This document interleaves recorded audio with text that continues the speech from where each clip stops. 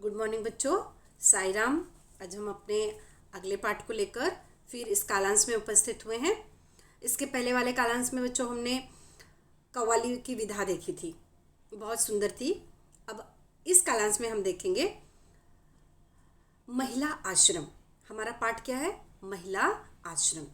इस पाठ में बच्चों ये बताया गया है कि काका कालेलकर जी जो हैं, इन्होंने ही इसे लिखा है, हमारे सामने प्रस्तुत किया है कि महिला आश्रम की जो व्यवस्था होती है उसकी देख रेख कैसे की जानी चाहिए और उसके लिए क्या जरूरी होता है, किस प्रकार उसका किसी भी आश्रम को किस प्रकार नियोजित किया जाता है, उसकी कार्य व्यवस्था कैसी होती है, कैसे किया जाता है, इसे उन्होंने जो सरोज जी हैं, रेहाना जी हैं और इनको निर्देश देते हुए लिखा है। हम आगे पढ़ेंगे तो हमें समझ में आएगा पाठ। काका कालेलकर। काका कालेलकर के नाम से विख्यात दत्तात्रेय बालकृष्ण कालेलकर जी ने हिंदी, गुजराती, मराठी और अंग्रेजी भाषा में समान रूप से लेखन कार्य किया। राष्ट्रभाषा के प्रचार को राष्ट्रीय कार्यक्रम मानने वाले काका कालेलकर उच्च कोटि के वैचारिक निबंधकार हैं। विभिन्न विषयों की तर्कपूर्ण व्याख्या आपकी लेखन शैली के विशेष गुण हैं। गद्य संबंधी में देखते हैं कि हम जो आज पढ़ने वाले हैं महिला आश्रम, ये किस प्रकार है। हमारे पास एक देखा जाए तो पत्र के रूप में है। किसके रूप में है? पत्र के रूप में। आपको याद होगा 9th स्टैंडर्ड में भी हमने एक पत्र के रूप में अतीत के पत्र पढ़ा था, याद है? तो उसी प्रकार इसमें भी एक पत्र के रूप में प्रस्तुत किया गया है। प्रस्तुत पत्र में कालेलकर जी ने महिला आश्रम की स्थापना, उसकी व्यवस्था, वातावरण, नियम आदि के बारे में विस्तृत निर्देश दिया है। क्या? आश्रम की व्यवस्था कैसी होनी चाहिए, उसका वातावरण कैसा, नियम कैसे। भाई आश्रम में भी नियम होते हैं। इस पत्र द्वारा महिला संबंधी आपके विचार, प्रकृति, प्रेम, सामाजिक लगाव का पता चलता है। अब देखते हैं। लिखा है, प्रिय सरोज। काका कालेलकर जी ने लिखा है, प्रिय सरोज, जिस आश्रम की कल्पना की है उसके बारे में कुछ ज़्यादा लिखूं तो बहन को सोचने में मदद होगी। आश्रम यानी होम, घर, उसकी व्यवस्था में या संचालन में किसी पुरुष का संबंध न हो। उस आश्रम का विज्ञापन अखबार में नहीं दिया जाए। कभी भी आश्रम का विज्ञापन अखबार में नहीं दिया जाता। उसके लिए पैसे तो सहज मिलेंगे, लेकिन कहीं मांगने नहीं जाना है। आश्रम के लिए पैसे मिलेंगे लेकिन तुम्हें कहीं मांगने नहीं जाना है। जो महिला आएगी वह अपने खाने पीने की तथा कपड़े लत्ते की व्यवस्था करके ही आए। वह यदि गरीब है तो उसकी सिफारिश करने वाले लोगों को खर्च की पक्की व्यवस्था करनी चाहिए। पूरी पहचान और परिचय के बिना किसी को दाखिल नहीं करना चाहिए। दाखिल हुई कोई भी महिला जब चाहे तब आश्रम छोड़ सकती है। आश्रम को न ठीक लगे तो 1 या 3 महीने का नोटिस देकर किसी को आश्रम से हटा सकता है, लेकिन ऐसा कदम सोचकर लेना होगा। वो क्या कह रहे हैं यहाँ पे? उन्होंने क्या कहा है पत्र में कि आश्रम की व्यवस्था किस प्रकार करनी है, उसका हमें विज्ञापन नहीं देना है, लेकिन जो भी महिला आ रही है वह अपने खाने पीने की व्यवस्था, कपड़े लत्ते की व्यवस्था वह स्वयं करेगी। अगर वह गरीब है तो जो व्यक्ति उसकी सिफारिश कर रहा है वो उसका खर्च की उठाए नहीं, उसकी व्यवस्था करे। और जो जिस किसी को आश्रम में लिया जा रहा है उसका पूरा पहचान, पूरी जानकारी होनी चाहिए। आश्रम में जो महिला रहने आ रही है वह अपनी मर्जी से आश्रम छोड़ के जा सकती है, लेकिन अगर आश्रम को वो किसी महिला के बारे में ठीक नहीं लग रही है, उसे आश्रम में नहीं रखना है, तो पहले उसे नोटिस देनी होगी और क्यों नहीं रखना है इसका कारण भी बताना होगा। लेकिन यह सोच समझ कर करना होगा। ऐसे किसी पे गलत आरोप लगाकर भी नहीं निकाला जा सकता, ऐसा वो यहाँ बताते हैं। आगे कहते हैं, आश्रम किसी एक धर्म से चिपका नहीं होगा। ऐसा नहीं कि किसी एक धर्म के लोगों, सभी के लिए सभी धर्म आश्रम को मान्य होंगे। अतः सामान्य सदाचार, भक्ति तथा सेवा का ही वातावरण रहेगा। आश्रम में स्वावलंबन हो सके उतना ही रखना चाहिए। मतलब आश्रम कैसा हो जिसमें स्वावलंबन मतलब खुद पर अवलंबित। सादगी का आग्रह होना चाहिए। क्या होना चाहिए? सादगी। आरंभ में पढ़ाई या उद्योग की व्यवस्था भले न हो सके, लेकिन आगे चलकर उपयोगी उद्योग सिखाए जाएं। शुरुआत में भले पढ़ाई या कोई छोटे मोटे कार्य की व्यवस्था ना हो, लेकिन आगे जाकर धीरे धीरे आश्रम में ऐसी व्यवस्था होनी चाहिए कि महिलाएं थोड़ा बहुत पढ़ सके, अपने द्वारा कुछ कार्य कर सके, पढ़ाई भी आसान हो। आश्रम शिक्षा संस्था नहीं होगी, लेकिन कलह और कुढ़न से मुक्त स्वतंत्र वातावरण जहाँ हो, ऐसा मानवतापूर्ण आश्रय स्थान होगा, जहाँ परेशान महिलाएं बेखटके अपने खर्च से रह सके और अपने जीवन का सदुपयोग पवित्र सेवा में कर सके। ऐसा आसान आदर्श रखा हो और व्यवस्था पर समिति का झंझट न हो तो बहन सुंदर तरीके से चला सके, ऐसा एक बड़ा काम होगा। वो बता रहे हैं अगर इस प्रकार हो तो हम आराम से बहुत सुंदर तरीके से आश्रम चला सकते हैं। उनके ऊपर ऐसा बोझ नहीं आएगा जिससे कि उन्हें परेशानी होगी। ठीक है, आगे वे कहते हैं संस्था चलाने का भार तो आने वाली बहनें ही उठा सकेंगी। भार मतलब उस संस्था को चलाने का, कौन चलाए, कौन उसकी देखरेख करे, इसका भार आने वाली बहनें ही उठा सकेंगी, क्योंकि उनमें कई तो कुशल होंगी। मतलब अगर एक कोई संस्था का कार्यकाज चलाता है, अगर वो बूढ़ा हो जा रहा है तो आगे उस संस्था का कार्य कौन चलाए, इसके लिए वहाँ पर रहने वाले लोग ही, वहाँ पर रहने वाली महिलाएं ही उसके भार को संभाल सकती हैं, क्योंकि वह कार्य में पारंगत हो जाती हैं, उन्हें पता हो जाता है किस प्रकार संस्था को चलाया जा सकता है। बहन उनको संगीत की, भक्ति की तथा प्रेम युक्त सलाह की खुराक दे। किसकी खुराक दे? संगीत, भक्ति, प्रेम। आगे चलकर संस्था की जमीन पर छोटे छोटे मकान बनाए जाएंगे और उसमें संस्था के नियम के अधीन रहकर आने वाली महिलाएं 2-2, 4-4 का परिवार चलाएंगी। 2-2, 4-4 का परिवार का अर्थ होता है छोटा छोटा ग्रुप में मिलकर एक दूसरे से सहयोग करके आगे संस्था काम करेगी। ऐसी संस्थाएं मैंने देखी हैं, इसीलिए जो बिल्कुल संभव है, बहुत ही उपयोगी है, ऐसा ही काम मैंने सूचित किया है।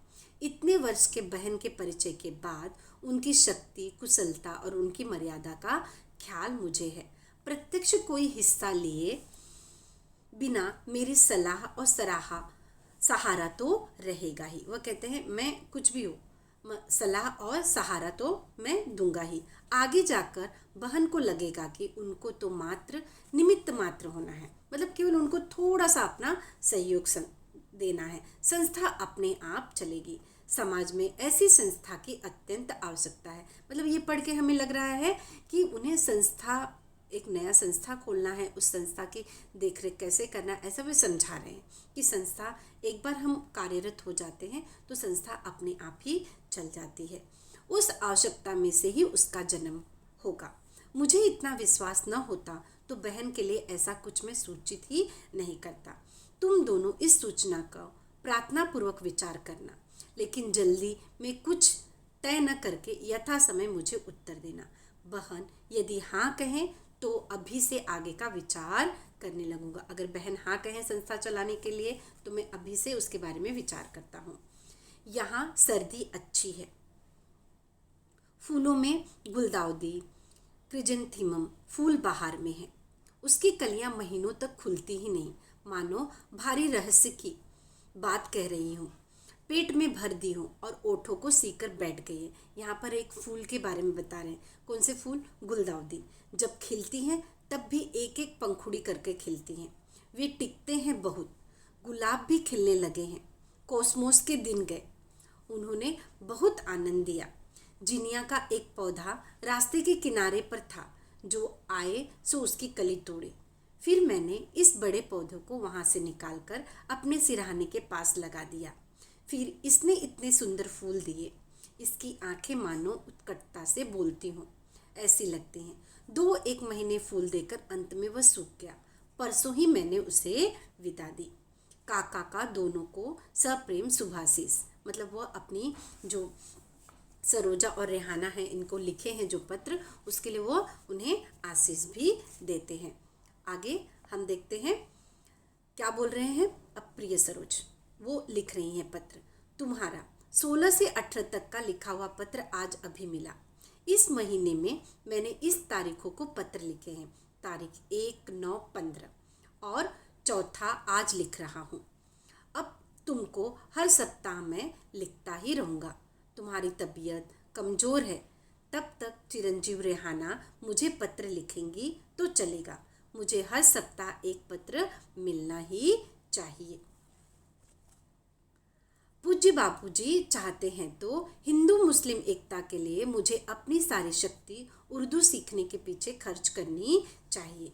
तुमको मैंने एक संदेश भेजा था कि तुम उर्दू लिखना सीखो, लेकिन अब तो मेरा एक ही संदेश है, पूरा आराम लेकर पूरी तरह ठीक हो जाओ। तारों के नक्शे बनाने के लिए कंपास बॉक्स की मांग रखा है। किसके नक्शे बनाने हैं? तारों के। तो क्या मांगा है उन्होंने? Compass box. लेकिन अब तक कुछ हो नहीं पाया है। मैंने अपने फूल के गमले अपने पास से निकाल दिए हैं, सादे क्रोटोन को ही रहने दिया है। सबको काका का सप्रेम शुभ आशीर्वाद।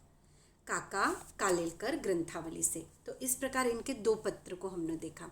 एक पत्र में उन्होंने किस प्रकार आश्रम को चलाया जाए, उसकी व्यवस्था किस प्रकार की जाए और किस प्रकार उसकी देखभाल की जाए, और इससे इसमें यह भी बताया गया कि प्रकृति प्रेम किस प्रकार उन्होंने उस पौधे का भी पूरी तरह विवरण किया है कि उसके फूल किस प्रकार खिलते हैं।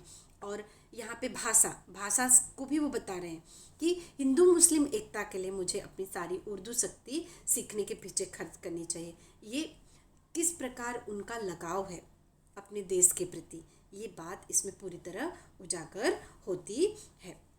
और वो क्या करना चाहते हैं? महिला सशक्तिकरण, कि महिला भी आगे बढ़े, आगे की तरफ चले। अब ये रहा पाठ हमारा। अब इससे संबंधित प्रश्न कैसा होगा? गुलदाउदी की विशेषता। अब गुलदाउदी जो वो फूल है उसकी क्या विशेषता है?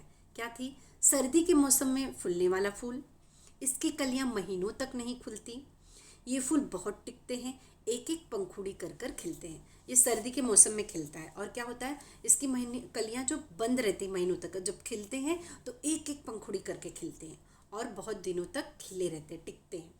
अगला प्रश्न है आश्रम के नियम। आश्रम के क्या नियम है? आश्रम की व्यवस्था या संचालन में पुरुष का संबंध नहीं होगा। आश्रम का विज्ञापन अखबार में नहीं दिया जाएगा। आश्रम के लिए पैसे मांगने नहीं जाना है। आश्रम को सभी धर्म मान्य होंगे। तो परिच्छेद में से इस प्रकार के प्रश्न। आगे, आश्रम का वातावरण एवं व्यवस्था। आश्रम का वातावरण कैसा? सादगी का आग्रह होगा। आश्रम को सभी धर्म मान्य होंगे। आश्रम का वातावरण कलह कुढ़न से मुक्त और स्वतंत्र होगा। आश्रम में सदाचार, भक्ति और सेवा का वातावरण रहेगा। बच्चों, ये प्रश्न बीच बीच में से आपको पूछे जाएंगे, तो ये प्रश्न के उत्तर आपको लिख के रखने हैं। अब बहन आश्रम की महिलाओं को देगी यह खुराक। कौन सी खुराक? संगीत की, भक्ति की और प्रेम युक्त सलाह की, ये देंगी खुराक। इस प्रकार का प्रश्न। आश्रम की आगामी योजना। आगामी अगली योजना क्या है? संस्था की जमीन पर छोटे छोटे मकान बनाना, और दूसरा संस्था की महिलाओं का 2-2 4-4 का परिवार चलाना। ठीक है। आगे, लेखक को बहन के इन गुणों पर विश्वास है, उनकी शक्ति और उनकी कुशलता और मर्यादा पर। तो बच्चों, ये जो हम पाठ देख रहे थे इसमें इस प्रकार के प्रश्न हैं। और अगला प्रश्न, गरीब स्त्री की सिफारिश कर आश्रम में दाखिल कराने वाली स्त्री का खर्च ये देंगे। कौन देंगे? सिफारिश करने वाले लोग। आश्रम में स्वावलंबन की मात्रा यथासंभव। आश्रम में ये सिखाए जाएंगे उपयोगी उद्योग। आश्रम यह संस्था नहीं होगी। क्या? शिक्षा संस्था नहीं होगी। वहाँ शिक्षा दिया जाएगा लेकिन पूरी तरह ऐसे कठोर नियम लागू नहीं किए जाएंगे। अगला, परिच्छेद से प्राप्त पत्र का उद्देश्य। जो परिच्छेद में पत्र के रूप में है उससे क्या हमें उद्देश्य मिलता है, क्या सीख मिलती है? महिला आश्रम के बारे में बहन को सूचनाएं देना, ये हमें पता मिलता है, ये हमें जानकारी मिलती है। तो इस प्रकार हमने जो ये महिला आश्रम पाठ देखा बच्चों, उसमें आश्रम की व्यवस्था, महिलाओं का सशक्तिकरण, इसके बारे में काका कालेलकर जी ने बताने की कोशिश की है। ठीक है बच्चों, अगले कालांश में हम अगले पाठ के साथ फिर उपस्थित होंगे। धन्यवाद।